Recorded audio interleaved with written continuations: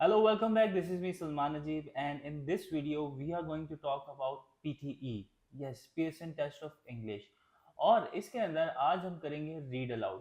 बहुत सारी ऐसी मिथ्स हैं, बहुत सारी ऐसी चीज़ें हैं जो सर्कुलेट करती हैं और कैंडिडेट जो है वो फिर कंफ्यूज हो जाता है। और वो कौन सी ऐसी चीज़ें हैं आपने भी देखी होंगी ऑनलाइन यूट्यूब के ऊपर बहुत सारी वीडियोज़ हैं, बहुत सारे लेक्चर्स हैं जो ये कहते हैं कि आप ऐसे कर लें, ये चीज़ स्ट्रैटेजी लगा लें, वो लगा लें, लेकिन एक्चुअल में कोई ये नहीं बता पाता कि प्रेपरेशन कैसे करनी है। हमें ये तो पता चल जाता है कि हमने इस टेस्ट को परफॉर्म कैसे करना है, लेकिन जो एक्चुअल वे है प्रैक्टिस का वो हमें नहीं पता चल पाता।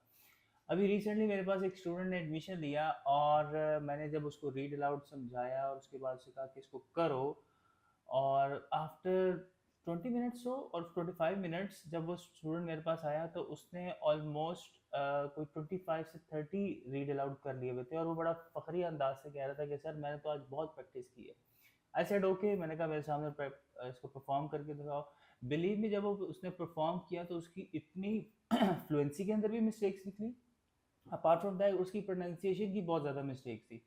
जब मैंने उससे पूछा कि आपने प्रैक्टिस कैसे की है, कहते सर जब बस वो सामने सेंटेंस आ रहा था मैं पढ़ता गया, सबमिट किया, मुझे 11 और 12 नंबर मिल रहा था, मैं आगे बढ़ता गया।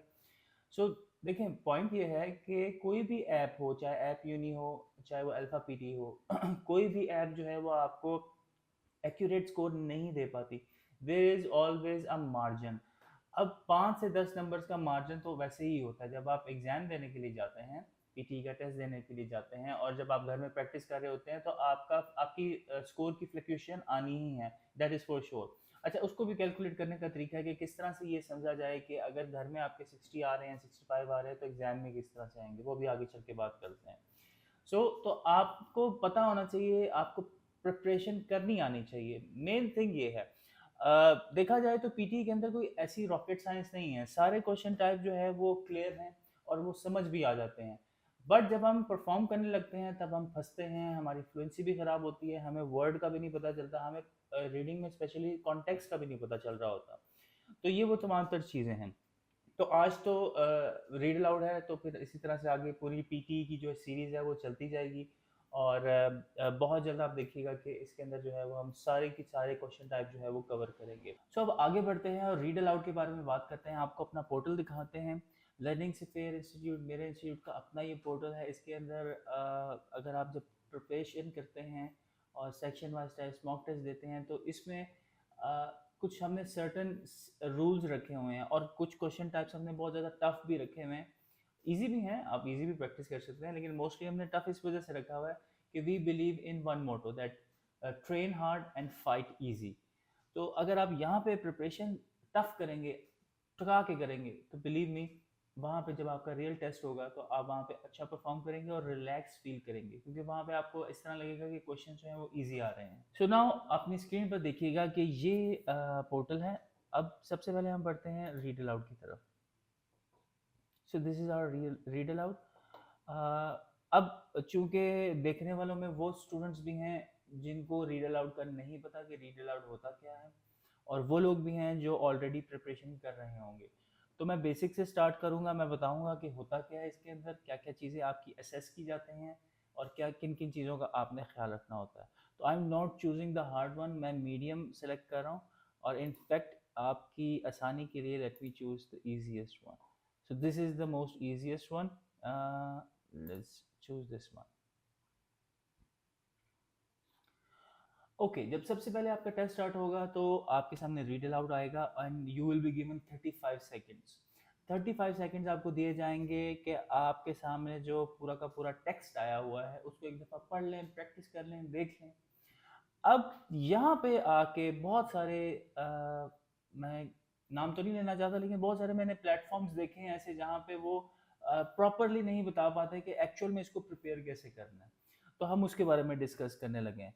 तो मैं इसको क्लिक कर दूंगा, अभी टाइमर को छोड़ दें, आप सिर्फ जो मैं बता रहा हूँ उसके ऊपर फोकस करें। सो ये मैंने क्लिक कर दिया, 35 सेकेंड्स का टाइमर है। ये 35 सेकेंड्स इतने वाइटल हैं, इतना इम्पोर्टेंट रोल अदा करते हैं आपकी पूरे की पूरी टेस्ट परफॉर्मेंस के ऊपर कि जिसका कोई हिसाब नहीं है। क्यों? ये 35 सेकेंड्स में आप बड़े इजीली इसको पढ़ लेंगे। 90%, बल्कि मैं कहूँगा 95% स्टूडेंट्स जो हैं वो इस टेक्स्ट को 35 सेकंड्स के अंदर या तो अपने माइंड में पढ़ेंगे या दिल में पढ़ लेंगे। अब आप मुझे खुद बताएं कि माइंड और ज़ुबान का ताल्लुक बहुत अहम है, उसकी अलाइनमेंट बहुत अहम है। एक चीज़ जो आपने माइंड में पढ़ी या देखी या समझी या बोली, उसका ताल्लुक आप ज़ुबान से कैसे जोड़ेंगे जब तक आप उसको ज़ुबान से अदा नहीं करेंगे। तो यही प्रॉब्लम होती है स्टूडेंट्स के साथ। सबसे पहली प्रॉब्लम कि वो 35 सेकंड्स के अंदर इस टेक्स्ट को माइंड में पढ़ते हैं, जिसकी वजह से जब वो एक्शन में परफॉर्म करने लगते हैं तो उनकी ज़ुबान लड़खड़ा जाती है, फंबल हो जाता है, प्रोनाउंसिएशन ठीक नहीं निकल पाती, फ्लो डेवलप नहीं हो पाता। तो जब फ्लो डेवलप नहीं हो रहा, प्रोनाउंसिएशन खराब है, तो फिर कंटेंट में खाक नंबर मिलेंगे।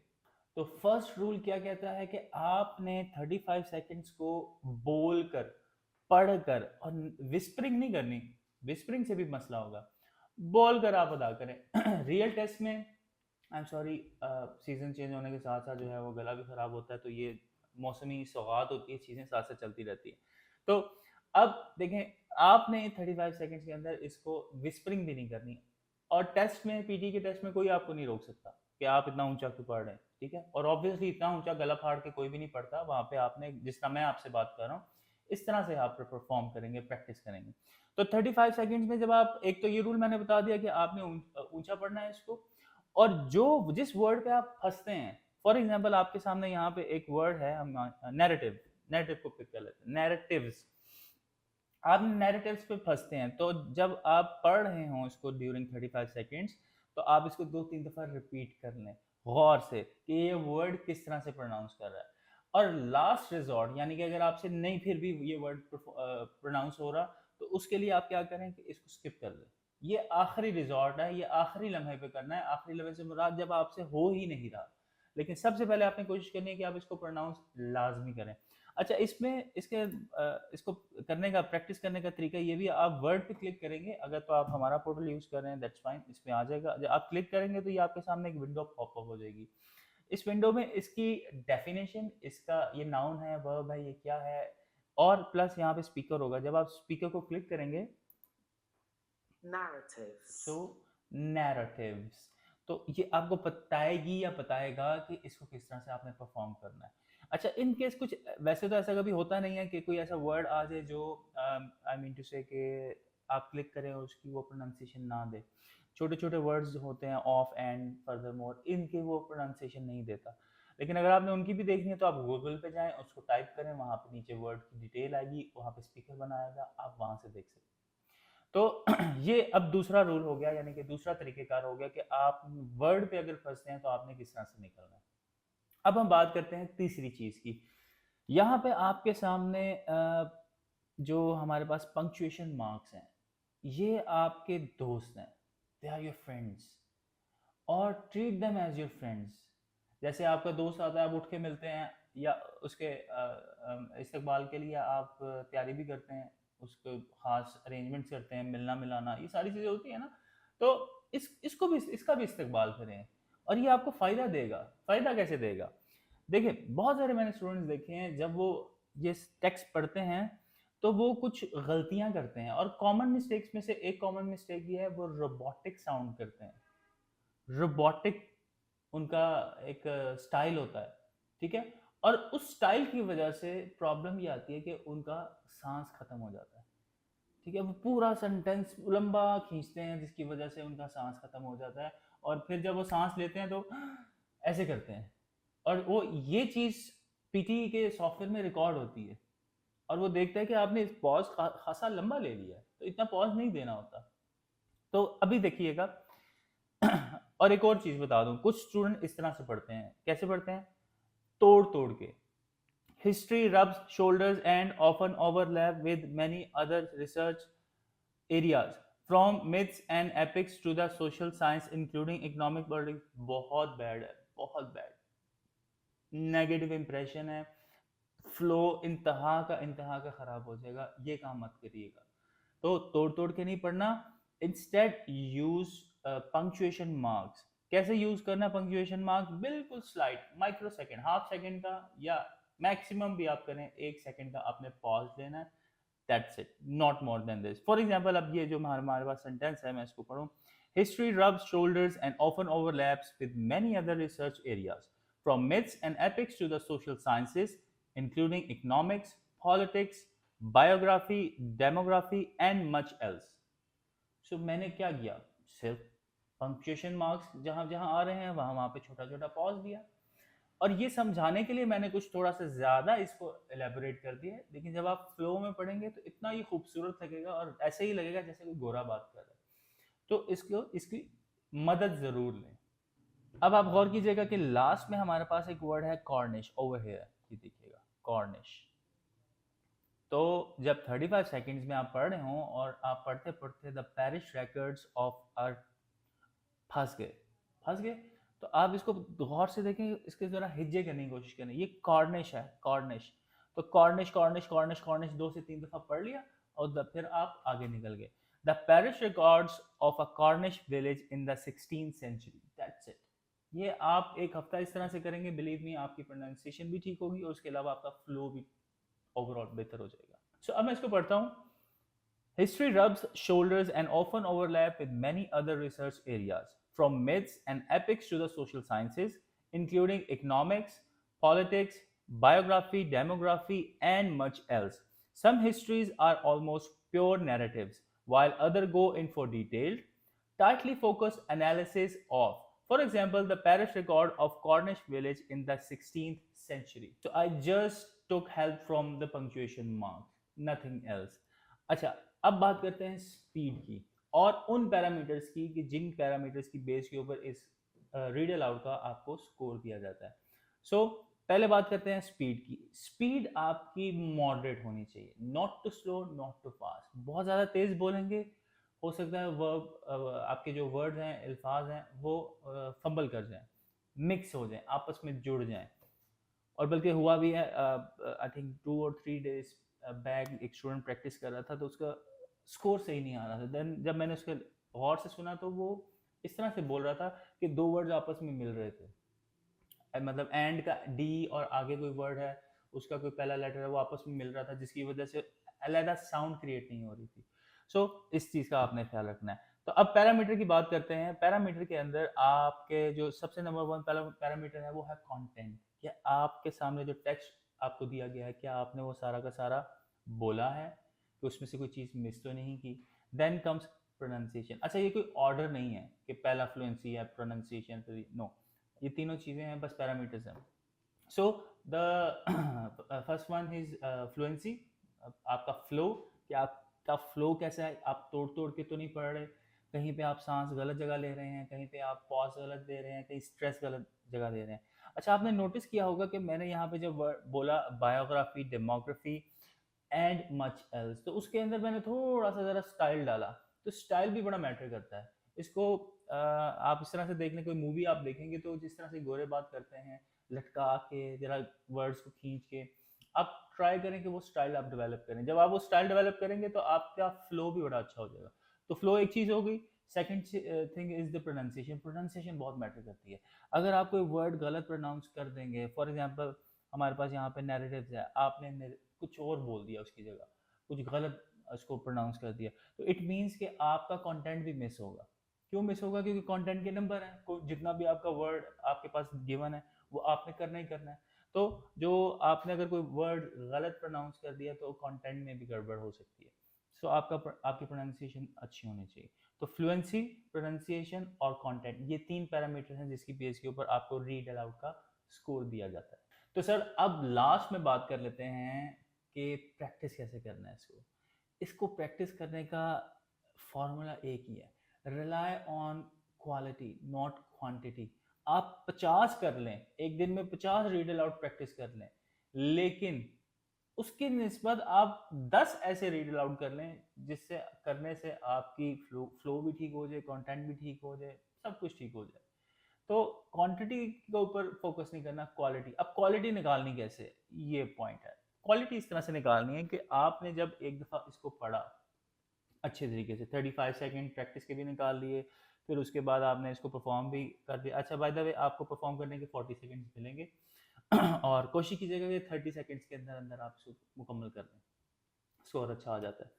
अच्छा, अब करना क्या है कि आपने 35 सेकंड्स वो भी निकाल लिए, 40 सेकंड्स के अंदर परफॉर्म भी कर दिया, उसके बाद आपने कर देना इसको सबमिट। सबमिट करेगा कोई भी ऐप, आप ऐप यूनी यूज़ कर रहे हैं, अल्फा पीटी यूज़ कर रहे हैं, या कोई थर्ड पार्टी आप ऐप यूज़ कर रहे हैं, डजेंट मैटर।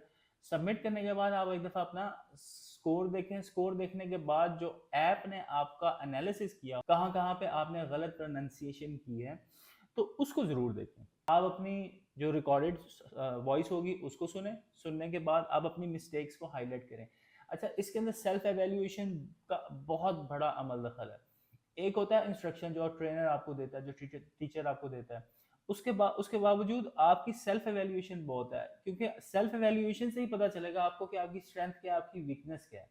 आप खुद एवेल्यूएट कर सकते हैं, ऐसा नहीं है। ये मिसकंसेप्शन है और ये गलत बात है फैलाई में कि आप पीटी के अंदर आप अपने आप को सेल्फ एवेल्यूएट नहीं कर सकते। हाँ, मैं मानता हूँ कि कुछ ऐसे क्वेश्चन टाइप है जिनके अंदर सेल्फ एवेल्यूएशन जो है वो एक खास हद तक होती है। वो कौन से हैं, वो जब आगे हम पूरा सेशन करेंगे तो आपको खुद ही पता चलता जाएगा। तो इसके अंदर आपने अपनी सेल्फ एवेल्यूएशन करनी है। अब फॉर एग्जांपल यहाँ पे मेरे पास एक स्कोर है, ये वाला ले लेते हैं क्योंकि इसमें हमने रिकॉर्ड नहीं किया।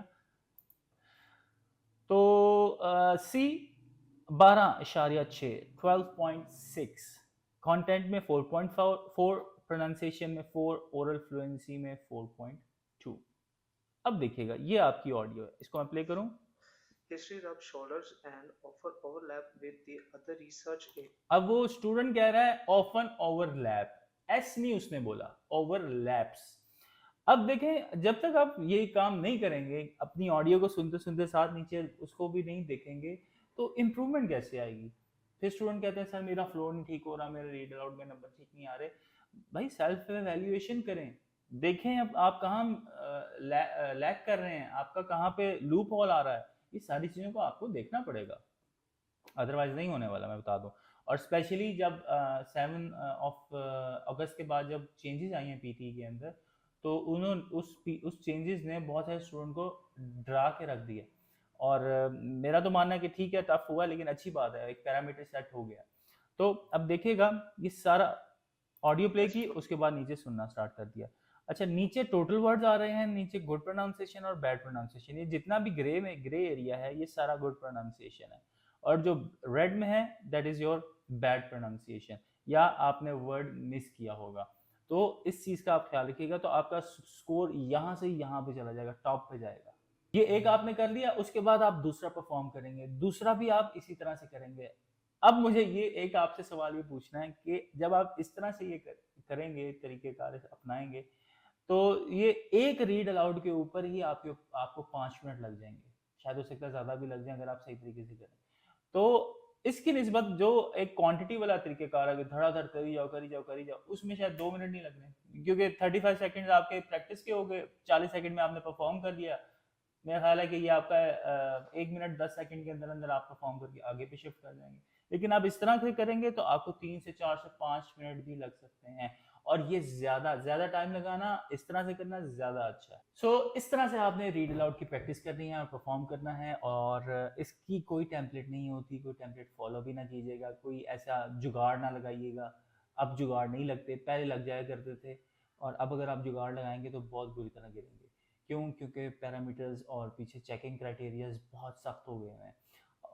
बहुत सिंपल तरीका है, बहुत सिंपल तरीका है, इसको बस फॉलो करें और अपना स्कोर लेकर आएँ और इन्जॉय करें और बाहर जाके डॉलर्स कमाएं और घूमे फिरें, अच्छी इन्वायरमेंट में घूमे फिरें, पाकिस्तान की तरह स्मोक वाली इन्वायरमेंट में नहीं। सो इन केस आपको कोई और भी क्वेरी है इस हवाले से तो आप पूछ सकते हैं। अब ये सिलसिला चलता जाएगा, पीटी के पूरी पीटी की series turn by turn her एक क्वेश्चन टाइप जो है वो इस तरह से डिस्कस करूंगा मैं। And if you have any query आप हमें कांटेक्ट कर सकते हैं थ्रू आवर व्हाट्सएप नंबर, और you can call us directly on our official number. Thank you so much.